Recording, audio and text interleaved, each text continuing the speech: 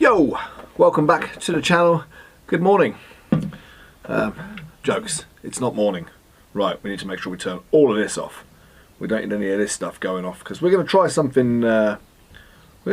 Different. Okay, so hang on. Like I say, it's not the morning. Do not adjust your television sets or turn your phone. This will be in 16 by 9 or 3 by 6 or whatever size screens are. But all will come clear in a minute. I'm going to do 2 edits. Okay, we are then going to pop another screen up and you're going to see me doing the edit. While I'm doing the edit, don't know if it's going to work, going to find out. So I guess without further ado, once I can push my button, I have my stylus pen, my super funky pen, which I got for Christmas on my birthday, and it's mint. So the screen is recorded. Let's pop it on. You see here a picture of a field. Okay. Now I was going to vlog this night, and it didn't really go as well as I hoped. So I didn't bother vlogging it. I thought, well, I could still use the pictures. I've put them on a couple of sites and people have been like, oh, they're really cool, you know, where are they, etc, etc. Love the edit, love the contrast in the sky, stuff like that.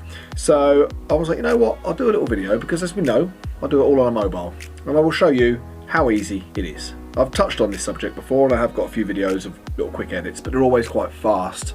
I do them as little YouTube shorts and whatever, so you don't really see what goes on. So I'm going to try my best to chat my way through it. We're going to do 2 edits. I will put in the description, if I remember, the times of the befores and afters. So if you don't want to watch all the blah blah blah bit, you can just skip forward and see how the edit came out. So here we go. First thing I always do is hit auto. That is the easiest thing to do. And then once my phone wakes up, there we go. Auto already looks pretty decent. Now, when I took this, I like the line going down the middle, but for me it didn't sort of lead it in enough. It's just a bit of a big line in the middle. So I'm going to crop this quite heavily. Alright, we're going to go somewhere like that.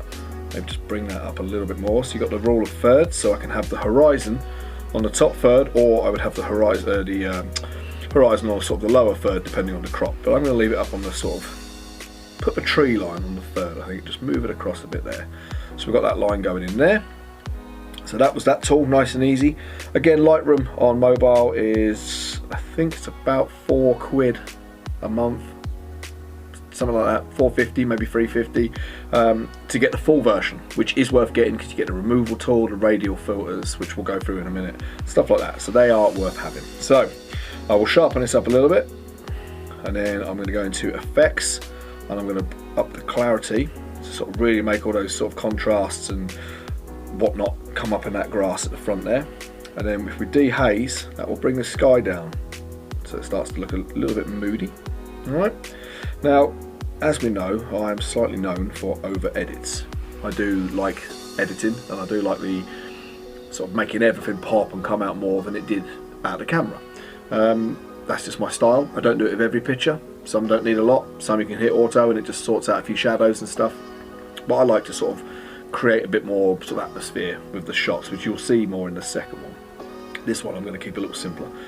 So we go into the selective filters and we'll pull up a square one and we'll run that one up that way slightly, and then I'm just going to up the shadows out of that bit there, and then I'm also going to put in a radial one here, and again we're just going to up some of the exposure on that one.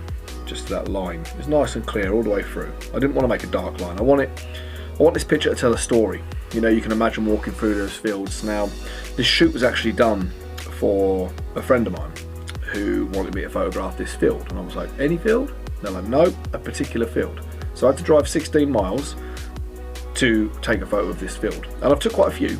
This is just one of them, and this is the one we're going to go for to get printed. And like she said, this one tells a story. You know, you can imagine, I'm not sure what the history of her memories are in this field, who knows, but you know, you can imagine prancing around hand in hand, running down through the corn or whatever that's going to end up being. I think it is a cornfield by the looks of it. The only bit I don't like about this photo, which I didn't see at the time because I was losing light, is, I'll zoom in, is this reed here, this kind of bit in the middle. I don't like that, but to remove that, I think you'll tell when it gets blown up into a big print. I think you'll be able to tell that that's been removed. So I'm not going to do it now. I may do it for the final, get it on the proper computer and have a little look, but I'm not going to do it on this one right now. So we'll have a little look with the, might just up the contrast a bit, go into the colour, see if we want to do anything with that. I don't think it needs a great deal, to be honest. I don't really want to knock the, put a bit more blue in the sky maybe. I don't think it needs a lot with the colour, to be honest. I quite like that as it is. To me that is just quite a simple, clean cut shot. So the original was that, and then I finished with that. You know, like I say, I spend more time on the ones that people do want printed. I go back through them and I make sure there's no dust spots and all sorts. But for just quick edits showing you the ease of mobile Lightroom, I would opt to edit pictures on this over a laptop, generally, because it's so much quicker. You can do it on the go. You know, you get a break at work, whatever, bang, you just edit a few pictures through. For that reason, Duncan Ballantyne would be in. You know what I mean? He wouldn't be out. So that is that image. There we go, nice and simple. Second image, we're going to go a bit more crazy with this one. I'm just going to scroll down through a million billion images first and find the one after this one.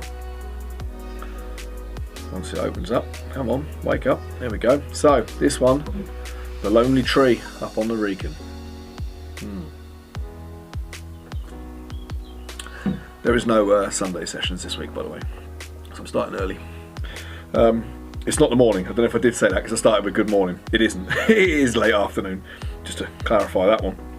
So this is the tree that looks like a lonely little tree up at the top of the Wrekin, which is the hill on the Shropshire Hills, and it is very, very nice.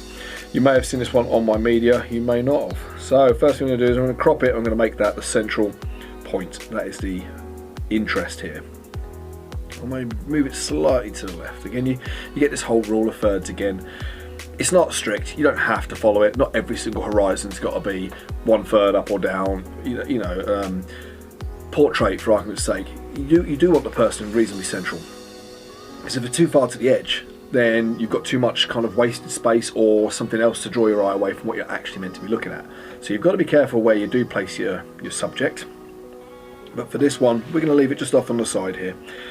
Again, we'll click the auto, it just brightens up a few shadows and stuff like that. This one, I'm going to do in black and white. He says, come on, let's go. So again, once I've hit auto, I always just tend to sharpen them up a little bit. If I'm shooting at sort of really low ISO, then I'll up the sharpness. If I'm train, yeah. What is it then? What have we got? It's going to Birmingham. It's the 1357. There we go. It's been a while. I feel like I haven't done as many videos in here. I've done a few live stints, which are bloody hilarious to be honest. But I'm off this weekend, so I didn't want to do one tonight. So I'm going to really punch the clarity up on this one. He says, is it not doing anything? That doesn't seem to have made a bit of difference. Oh well, we'll see. There we go. Dehaze it a bit, not too much.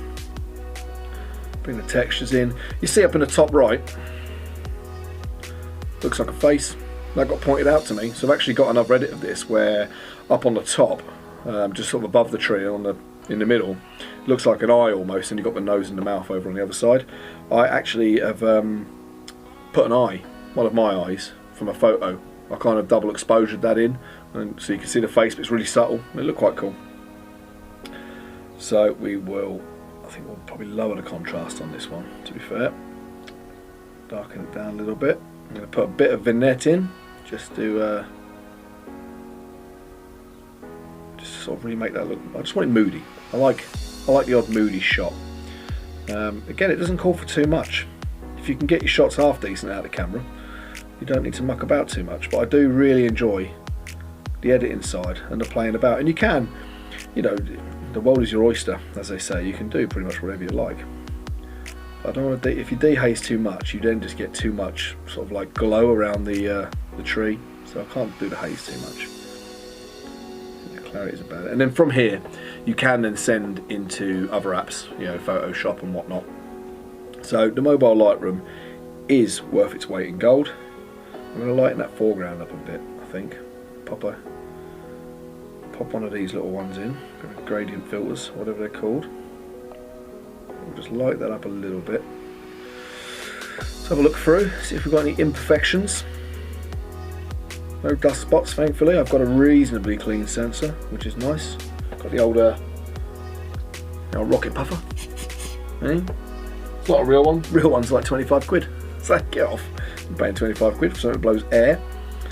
I'll use my mouth. So yeah, I think, again, the before, obviously we cropped it.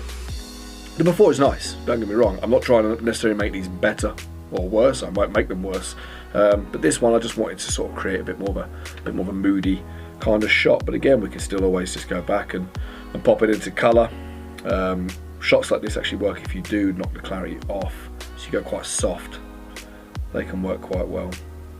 So we can pull in a bit of haze, pull the texture down a bit, and get kind of a soft.